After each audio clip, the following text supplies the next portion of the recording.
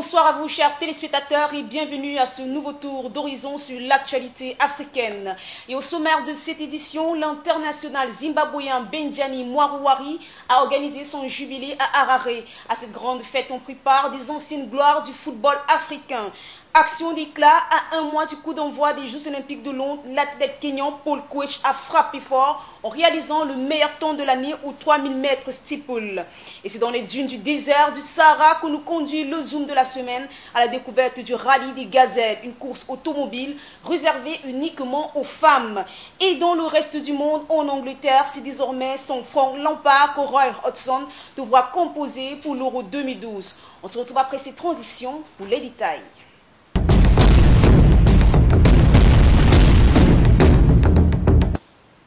Ils étaient tous à Harare pour participer au jubilé de Benjani, l'ex-attaquant d'Auxerre, Lucas Radebe, El Hadji Diouf, Kalilou Fadiga et Wankou Kanou. Et en Algérie, les 8 boxeurs qui prendront part aux Jeux Olympiques de Londres ont entamé l'ultime phase des préparatifs. Et au menu, des séances de travail acharnées et 3 stages prévus en Thaïlande, au Venezuela et en Italie. Suivons les détails.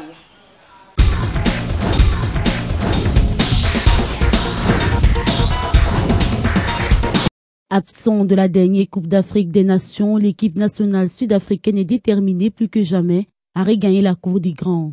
Sous la houlette de Pitso Moussiman, les Bafana Bafana ont repris les entraînements et espèrent faire partie de la grande aventure brésilienne en 2014. Et ce week-end, les hostilités commencent face à l'Éthiopie. On a toujours joué sous pression. On s'est bien débrouillé à la Coupe du Monde et il y avait beaucoup d'attentes. On a dépassé ça. Je pense qu'on n'est pas nouveau dans cette situation. C'est un match qu'on va jouer et on verra bien. Toutefois, on a noté ces dernières années dans les rangs de la sélection sud-africaine un manque de joueurs de classe mondiale. Un véritable handicap qui s'est manifesté au niveau du jeu et des résultats finaux. Oui, c'est préoccupant que nous n'ayons pas marqué de but. Et nous savons tous que c'est comme ça qu'on gagne des matchs. L'équipe est bonne, mais il nous faut conclure, mettre la balle dans les filets. C'est là que nous avons un problème, pour finaliser. Lors de la dernière Coupe du Monde organisée en terre sud-africaine, Tshabalala avait marqué le premier but de la Coupe du Monde lors de la rencontre Afrique du Sud-Mexique. Disputer cette compétition a été une expérience prodigieuse que le joueur de 27 ans voudrait renouveler. Que nous voulons tous disputer la prochaine Coupe du Monde. C'était un bon feeling de jouer la Coupe du Monde. Et pour la plupart d'entre nous, c'était une première. Alors, on aimerait bien en jouer une autre. Ça nous aiderait à nous construire en tant que joueurs.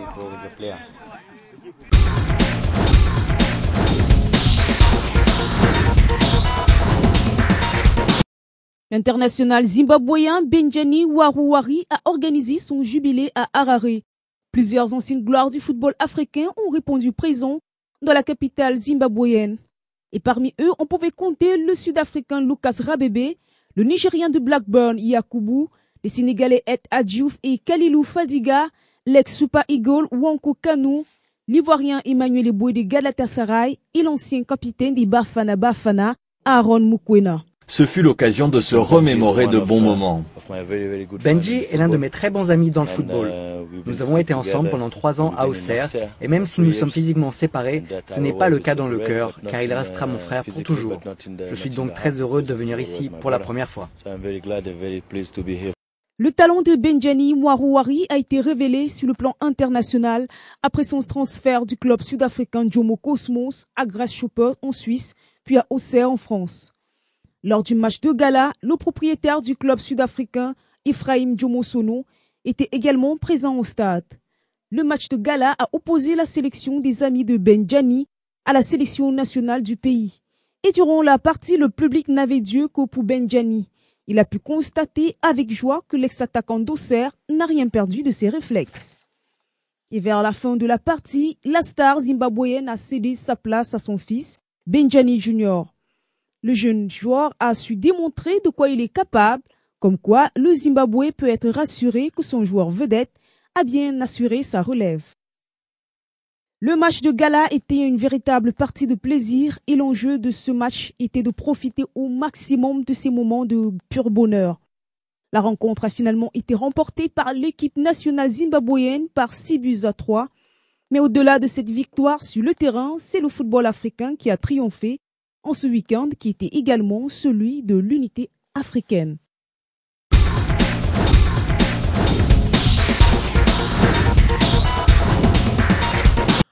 Huit boxeurs représenteront l'Algérie aux Jeux Olympiques de Londres qui débuteront le 27 juillet prochain. Avant ce grand rendez-vous où les boxeurs algériens se mesureront au plus fort de la planète, un dernier programme de préparatifs a été mis sur pied par les encadreurs. Début juin, Inch'Allah, vers le 10, toute l'équipe va se déplacer en Thaïlande. Donc, pour une préparation avec plusieurs équipes étrangères en Thaïlande. Et après la Thaïlande, ça sera un tournoi en Venezuela, donc pour essayer d'évaluer un petit peu l'état de préparation des athlètes. Et puis un deuxième stage en commun qu'on va réaliser, Inch'Allah, en Italie. L'essentiel n'est pas de participer, mais de gagner pour ce groupe très soudé. Et même le plus jeune de cette délégation partage la même rage de vaincre qui anime ses aînés. Je suis le plus jeune boxeur algérien qualifié au JO de Londres. C'est ma première participation à ces Jeux Olympiques. J'espère représenter dignement l'Algérie. Pour rentrer au pays avec autant de médailles possibles, les pugilistes algériens se doivent d'y mettre de la manière et de la volonté vu le niveau élevé de la boxe mondiale. Le nôtre aussi, il ne faut pas l'oublier. L'Algérie maintenant et les boxeurs algériens sont dans le Gotha mondial. Nous escomptons avoir un podium. Et nous allons à Londres pour avoir ce podium coûte que coûte. C'est ça, avec un esprit de gagneur, parce que nous avons travaillé. Pour le coach national, ce groupe est donc prêt à hisser le plus haut le drapeau algérien. Reste plus qu'à espérer que les combats sur les rings lui donneront raison.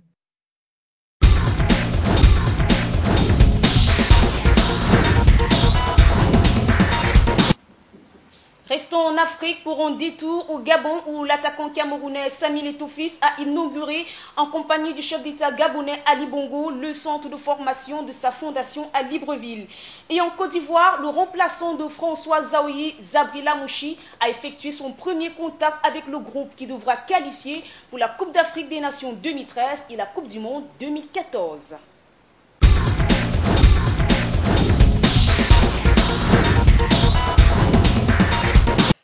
L'annonce de sa nomination à la tête de l'équipe nationale ivoirienne a fait couler beaucoup d'encre et de salive. Contesté par une grande partie de l'opinion publique ivoirienne, le franco-tunisien Sabri Lamouchi est finalement arrivé au pays des éléphants pour la préparation du match Côte d'Ivoire-Tanzanie comptant pour le premier tour des éliminatoires de la Coupe du Monde 2014. Et au quartier général des éléphants à l'Hôtel Ivoire, l'ambiance était plutôt bon enfant. Pour les joueurs, la fédération a fait son choix, un choix qu'ils se doivent de respecter. La CAN et le mondial, compétition très importante pour nous. Donc ce samedi, il faudra absolument prendre les résultats ici comme on a toujours fait et donner le meilleur de nous-mêmes. On joue à domicile, on sait qu'on n'a pas droit à l'erreur et surtout c'est important de se mettre en confiance pour le premier match. Et nous, on a les atouts pour mettre en œuvre un football dynamique et efficace. Et je pense que les amis et moi, nous sommes vraiment conscients. Invité la veille du match sur les antennes de la chaîne nationale, Sabri Lamouchi a profité de cette opportunité pour rassurer les Ivoiriens. Tous les matins, quand je me réveille, je fais tout ce qui est en mon possible pour faire en sorte que cette équipe puisse ramener un trophée à ce peuple ivoirien. Je ne dis pas que j'y arriverai, mais c'est en tout cas tout ce que je ferai pour que cette génération de joueurs talentueux, une génération exceptionnelle, puisse vivre cette communion avec ce peuple ivoirien très amateur et très passionné de football. Comme le dit si bien un adage populaire, c'est au pied du mur que l'on juge le maçon. À Sabri Lamouchi de prouver qu'il est à la hauteur de la tâche qui lui a été assignée.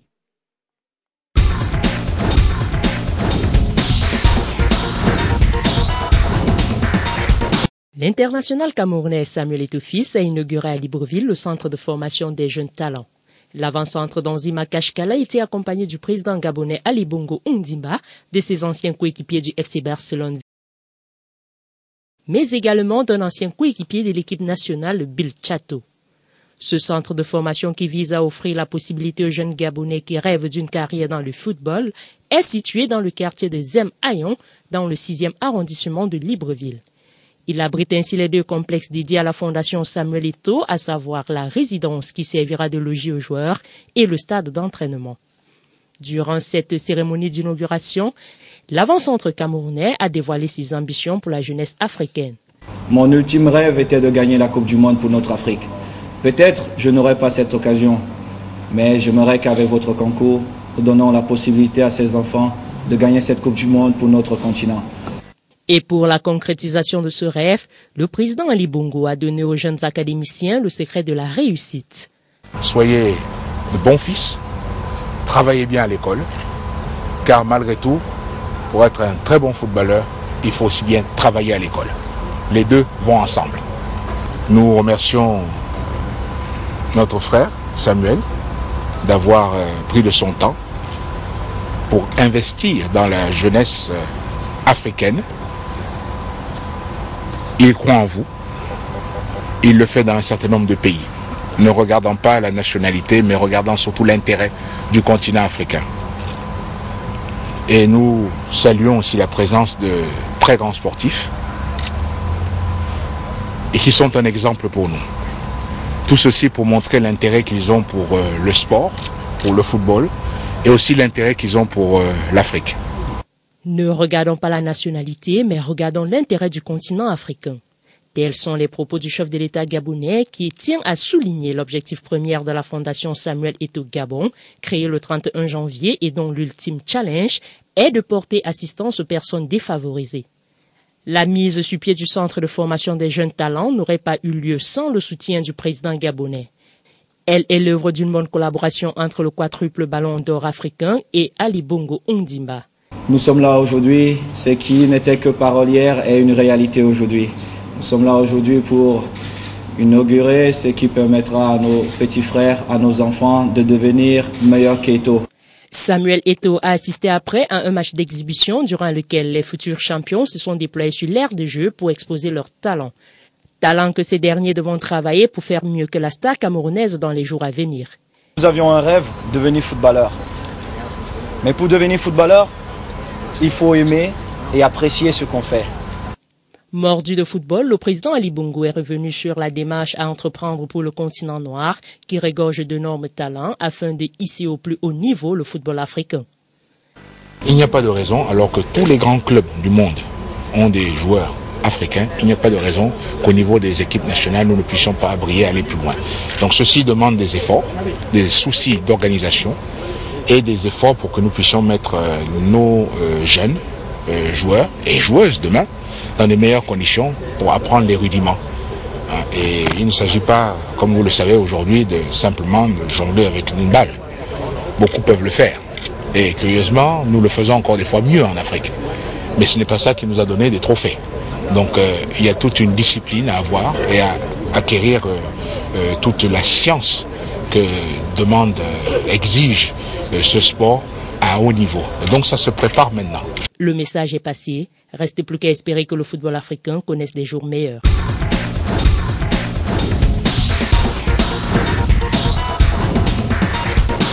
Après cette rubrique Actu Sport, Afrique Sport vous propose un voyage au sud du royaume du Maroc, plus précisément dans les dunes du désert du Sahara, où se déroule chaque printemps une course automobile baptisée Aïcha. Une course assez spéciale dans la mesure où elle est la seule au monde réservée uniquement aux femmes.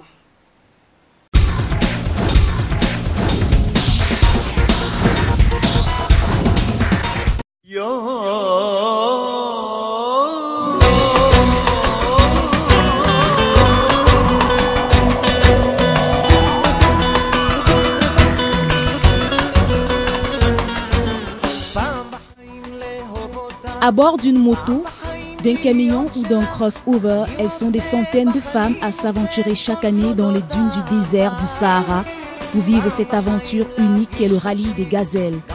Organisé pour la première fois en 1990, Le rallye des gazelles, surnommé Aïcha, est une compétition qui se déroule pendant le printemps dans le désert du Sahara au sud du royaume du Maroc.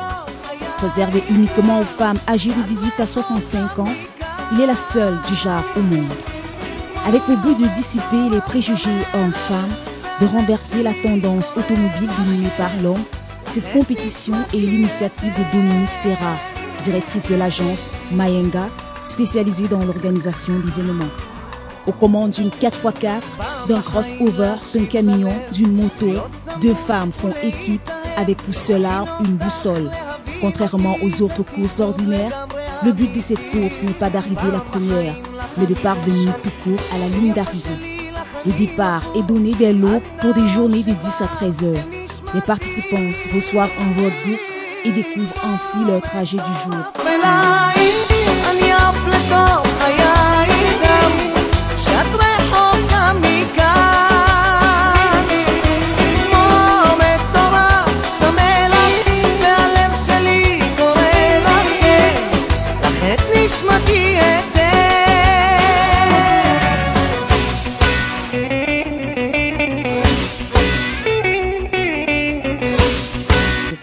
À l'aide d'une boussole, d'une règle ou d'une carte, elles tracent leur route et décident de leur itinéraire.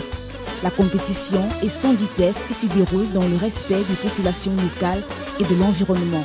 Depuis sa création en 1990, chaque édition compte près de 2000 participantes venant de 33 pays. En 2009, le rallye était dédié au roi Mohamed VI pour ses 10 ans de règne, un hommage pour son apport dans la réforme et la libéralisation de la loi familiale en faveur du droit des femmes au Maroc. Des réformes contrairement opposées aux idéaux des fondamentalistes et conservateurs islamistes. Le rallye des gazelles est d'un très grand apport pour les populations rurales car il est associé à une caravane médicale composée d'équipes de médecins qui dispensent des soins aux populations dans les régions éloignées du Maroc. Chaque année, des milliers de personnes reçoivent des soins médicaux gratuits lors de cette épreuve.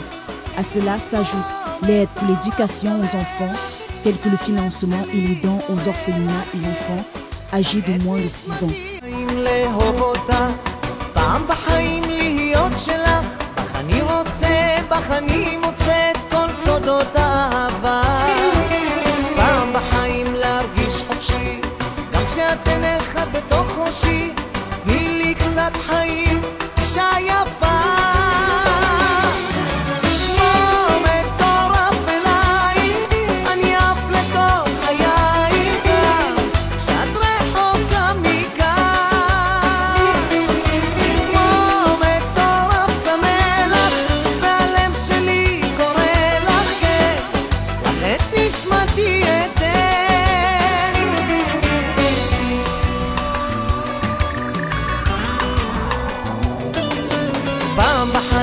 להקשיב ללב, להיות צמוד ולהתאהב, להבין אותך, להבין אותי, זה סיפור לגמרי אמיתי.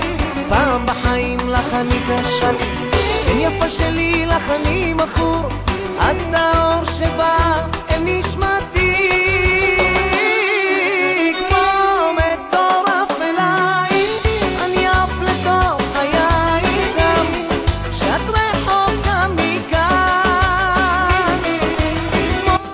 À la fin de la compétition, les trophées des différentes catégories sont remis aux gagnantes. Toutes les participantes du rallye sont appelées gazelles. Qu'elles soient amatrices ou professionnelles, elles ressortent de cette aventure avec une marque inoubliable, celle du dépassement de soi et de la rencontre avec elle-même, mais aussi celle du partage et de l'entraide avec sa partenaire et avec les autres gazelles. Loin d'un quotidien féminin parfois difficile, le rallye des gazelles ou Aïcha est une aventure humaine unique en son genre. C'est un engagement et une dédicace.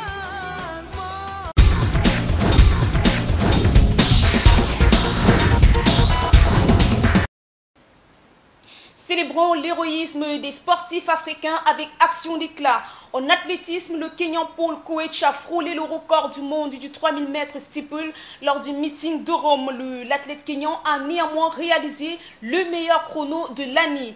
Et en tennis, malgré sa défaite jeudi face à l'Espagnol Marcel Granollers, le tennisman tunisien Malek Jaziri est devenu le premier Tunisien à atteindre le second tour de Roland Garros.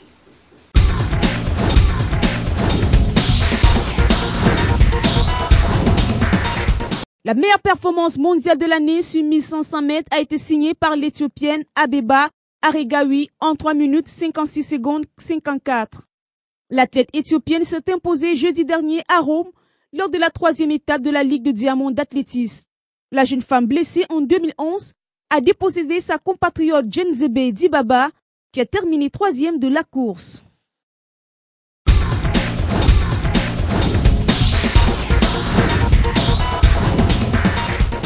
Le rameur togolais Benjamin Boukpeti participera aux Jeux Olympiques de Londres.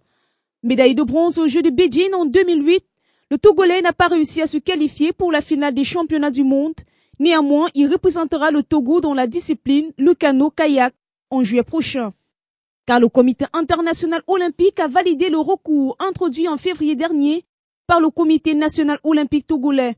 Cette procédure permet à un athlète de bon niveau de prendre part aux Jeux olympiques en dépit des mauvais résultats enregistrés durant les qualificatifs.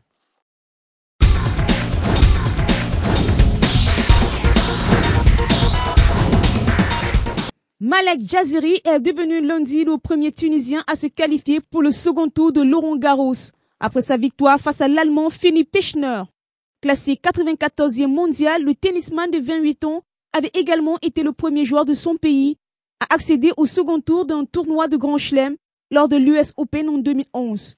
Le Tunisien a frôlé l'exploit vendredi devant l'Espagnol Marcel Granollers en se faisant éliminer au second tour du tournoi au bout d'un match entamé jeudi et achevé vendredi après avoir été interrompu par la nuit.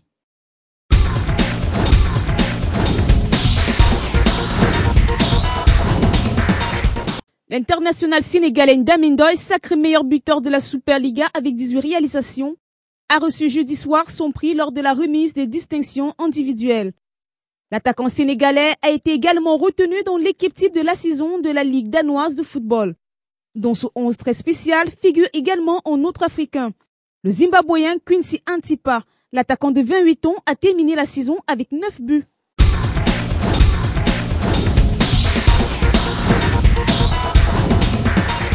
Le Kenyan Paul Koech a établi la meilleure performance de l'année au 3000 mètres steeple en 7 minutes 54 secondes 31 lors du meeting de Rome. L'athlète kenyan de 30 ans a frôlé le record du monde détenu par le Qatari Saïf Sayed. Néanmoins, le Kenyan a réalisé grâce à ce chrono le 3e meilleur temps de l'histoire de la course aux 35 obstacles.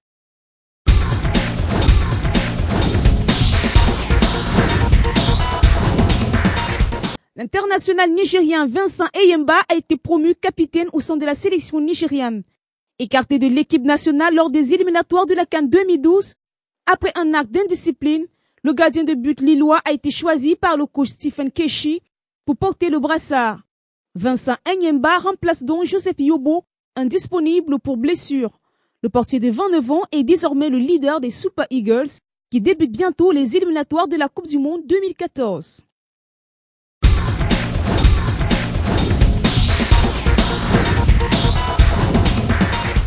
La Kenyane Viviane Cheruiyot a signé la meilleure performance mondiale de l'année sur 100 000 mètres en 14 minutes 35 secondes jeudi soir à Rome lors de la 3e étape de la Ligue de diamant d'athlétisme. La spécialiste du demi-fond et double championne du monde en 5 000 et 10 000 mètres a dévancé sa grande rivale l'éthiopienne Meseret Defar.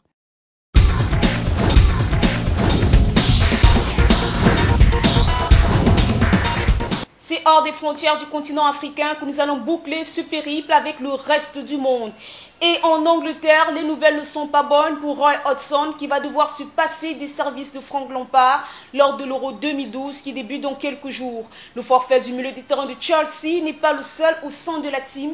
Il survient quelques jours après celui de Gareth Barry. Un coup dur pour l'Angleterre qui devra également commencer la compétition sans son joueur vedette Wayne Rooney, encore sous suspension.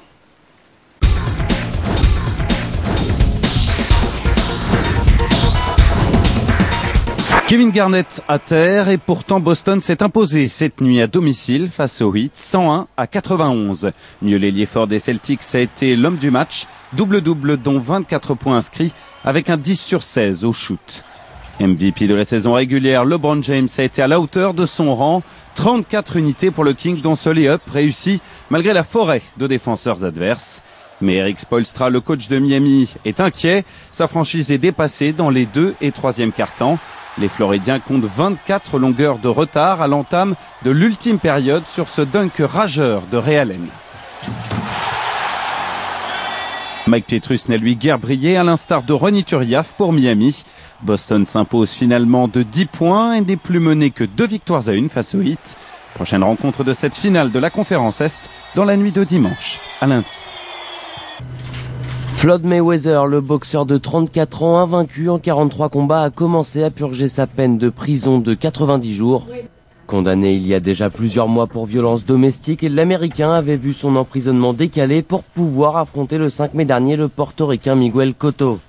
Pretty Boy a aussi été condamné à 100 heures de travaux d'intérêt général.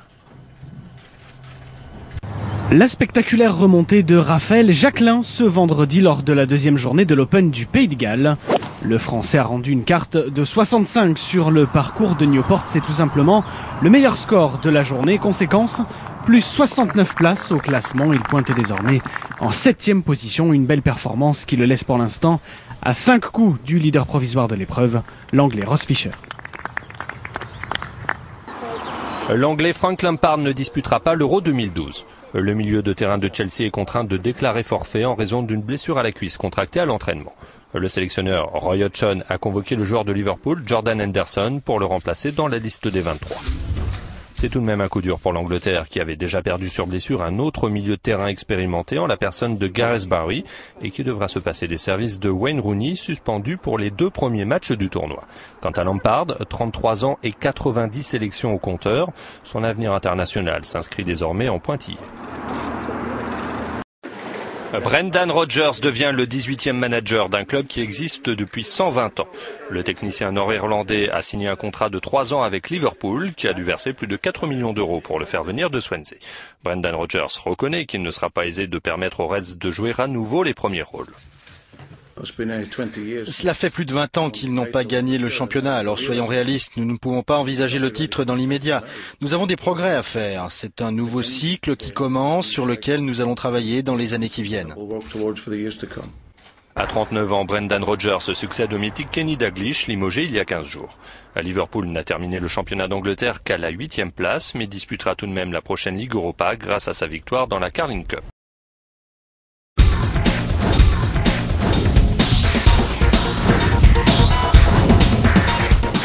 Chers téléspectateurs et amis sportifs, c'est ici que s'achève cette émission. Merci de l'avoir suivi. On se donne rendez-vous le week-end prochain pour une nouvelle édition d'Afrique Sport. Bonne suite des programmes sur Afrique Média. Au revoir.